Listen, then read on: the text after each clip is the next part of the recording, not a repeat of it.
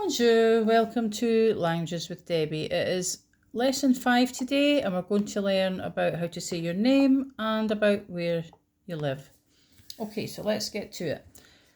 So, je m'appelle Sophie, if your name is Sophie. If your name's not Sophie, then don't say je m'appelle Sophie. Say whatever your name is, obviously. You're not daft. Je m'appelle Sophie. And if you ever come to writing this down, make sure you put the E in the middle. Lots of people write je m'appelle and they miss out the E. J'habite en Écosse. J'habite en Écosse. Now, for now, I want to focus on the pronunciation. I will explain different grammar points in a couple of minutes. So let's just do the pronunciation first. J'habite en Écosse. J'habite à Edinburgh, en Écosse. What do you think Edinburgh is? I think it's pretty obvious. Edinburgh, en Écosse, that's my country. If you said Edinburgh, well done. Écosse, Scotland, well done. J'habite en France. J'habite en France.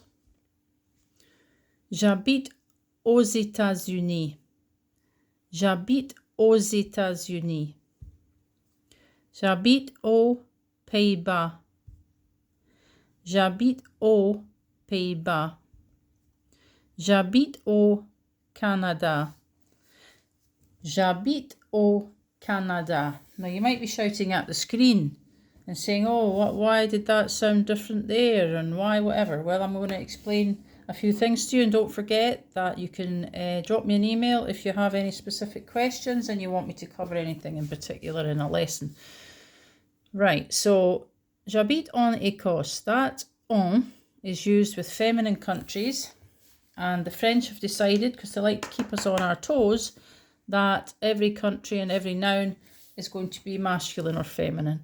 It's nothing to do with effeminate, by the way, don't get confused.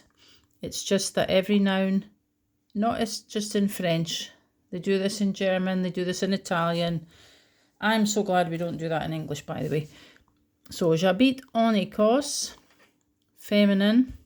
So that one there, that shows you that is also feminine, France, and that's why it's got a wee F beside it.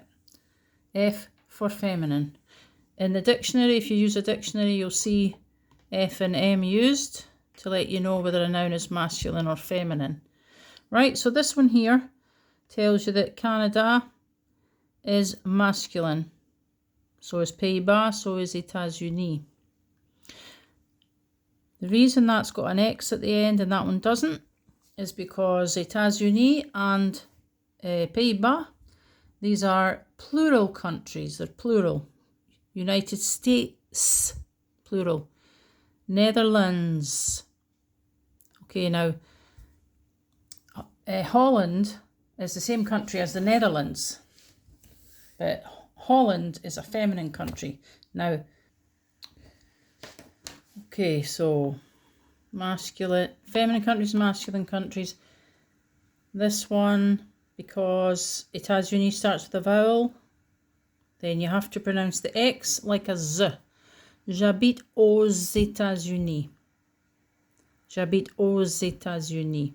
Z. They make it into a Z sound to make it easier to say. And it is easier to say. If you try and say j'habite aux or aux États-Unis, it's more difficult to say. J'habite aux Pays-Bas. You don't pronounce the X when it's followed by a consonant. Now, here's another thing I want to mention. You put a when it's in front of a town, okay? Not in front of a city, not in front of a country. So, j'habite à Edinburgh, j'habite à Londres, j'habite à Lochgelly, whatever. J'habite à Bristol, or wherever the town is.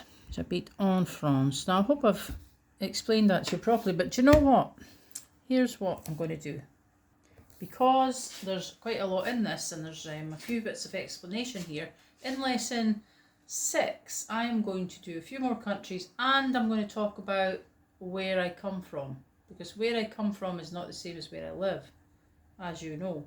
Okay, so au revoir, and have a nice rest of your day, and hopefully see you in lesson 6.